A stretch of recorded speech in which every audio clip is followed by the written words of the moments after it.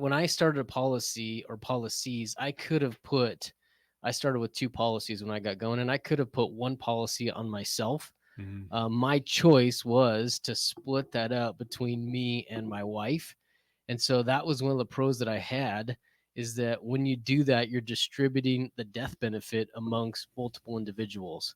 And so I saw that as a big benefit. When you've got to pay a premium, having that coverage on multiple individuals is going to be huge.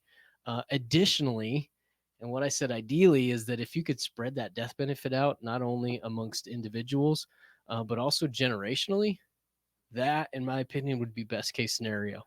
And so what I mean by that is, if we've got policies that we can put on husband and wife, if we could look to the generation above, Mhm. ideally mom and dad, that would be great to kind of get the waterfall effect and that estate plan going. So that was my thought there.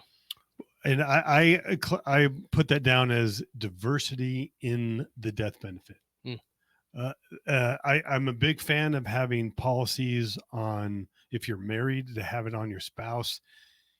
Even, and I know a lot of times people might say, well, most time there's one spouse that makes majority of the money, and then there's maybe the non-working spouse. There's still a lot of value of putting having some death benefit on that non-working spouse.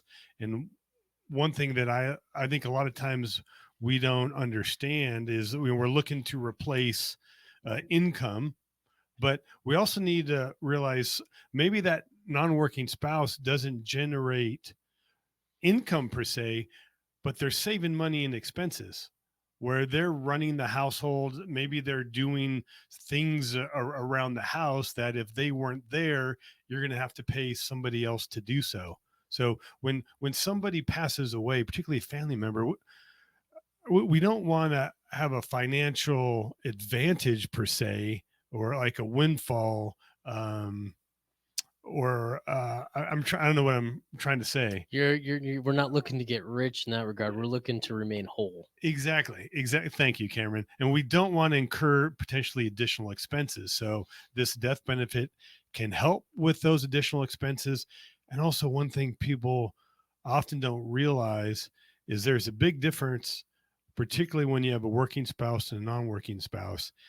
Is it's There's a lot of tax advantages when you're married, because you're in essence your uh, standard deduction is double, and basically the tax brackets that you do incur are almost cut in half.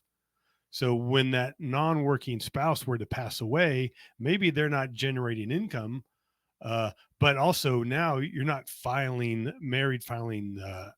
jointly. You're now potentially single, which means you're going to be in a much higher tax bracket. So having that death benefit on that non-working spouse can be a benefit. And also maybe we could get that. I like how you'd mentioned in the family members. We could also do that on non-family members.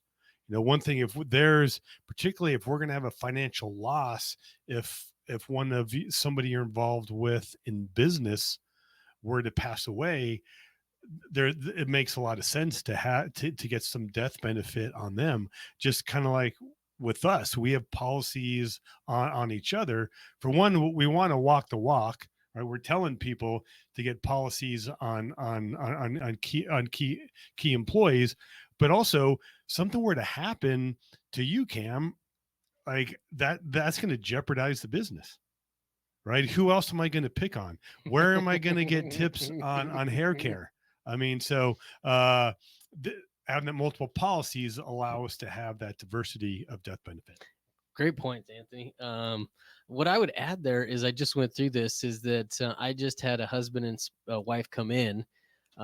They asked, let me say this, I gave a recommendation on how we should move forward in underwriting. Mm-hmm. And my recommendation is that we start underwriting on both of them.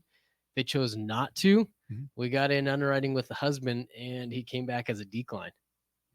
And so now we're starting underwriting all over again, probably 3 to 4 weeks down the road on the spouse. And so that would be an element. If you guys are out there considering whether to do one or the other, I would recommend you start both. So awesome. Anthony, throwing it to you, man. What do you got for pros? Another advantage of having multiple policies is you can assign different jobs to each one of those policies.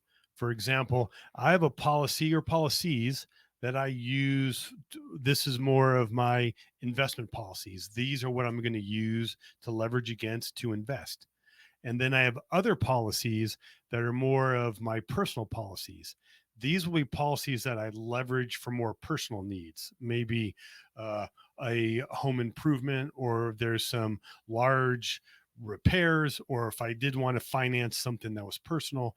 And the main reason that I keep those separate is because if I take a policy loan and use it to create income, like buying a rental property, that interest is tax deductible.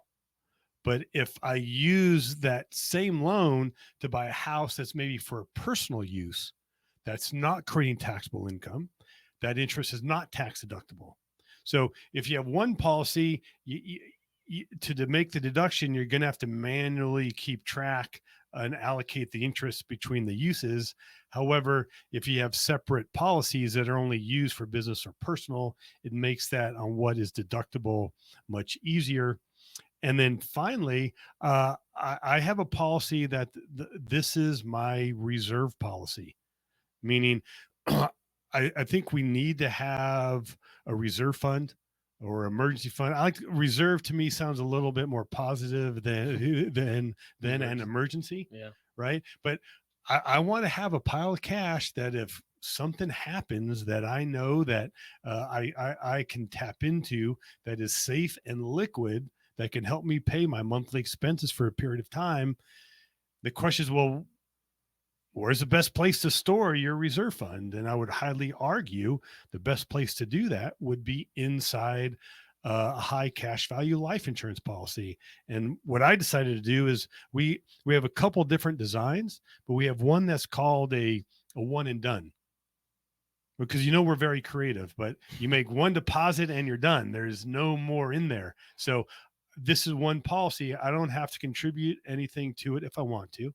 It's safe, secure, and it's going to grow every year, because that's the only job I assign that policy.